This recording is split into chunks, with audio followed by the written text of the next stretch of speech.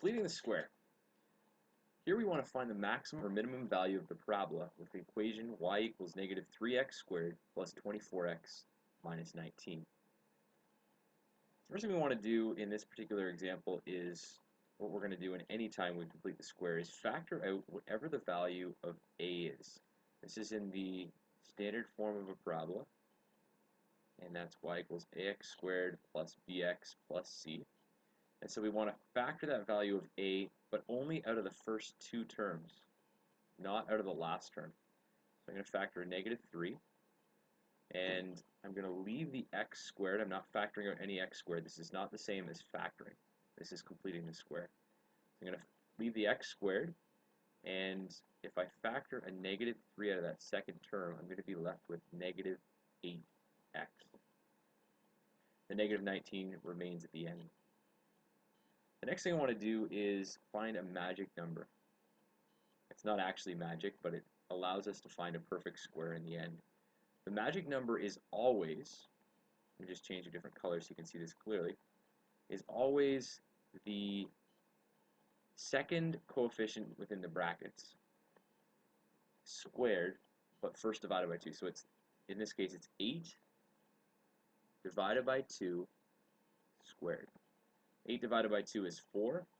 4 squared is 16. So our magic number in this particular case is 16.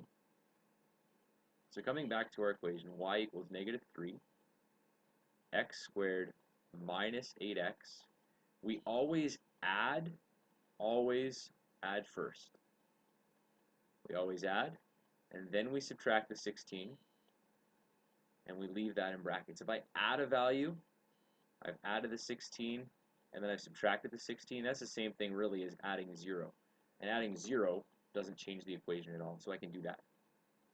Now what I want to do is start simplifying this down to 3 terms inside the brackets. I want to get these terms the only ones still inside the brackets.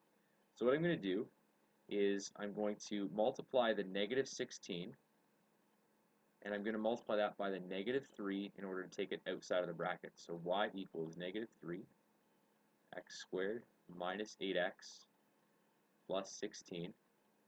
And then the negative 16 times negative 3 makes it positive 48. So now I have x squared minus 8x plus 16. And really, I can factor that quite easily. If you think about your factoring, if I need to find two numbers that add to negative 8 and multiply to positive 16, those two numbers have to be negative 4 and negative 4. And you can see that that's a perfect square. So now that means that this must be y equals negative 3, and this is x minus 4 times x minus 4, which really this step isn't needed. We could just write this, rather than those two together, I could write it as negative 3x minus 4 squared. Now you're noticing, wait, you forgot something, and I didn't forget it. I'm just going to write it now.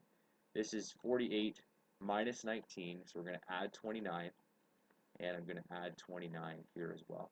Really, we don't need this line, but I just drew that just to show you that x squared minus 8x plus 16 is in fact x minus 4 times x minus 4. And there we go. We now have, we've completed the square, and it now asks us in the question, find the maximum or minimum value. And we can conclude, therefore, is the maximum or is the minimum? It has a vertex at 4, 29. And that's because our general form in vertex form is y equals a x minus h all squared plus k. And so, coming back to my therefore statement, therefore, the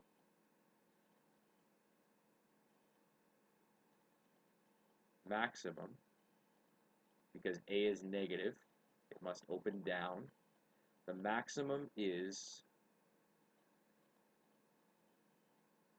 y equals 29.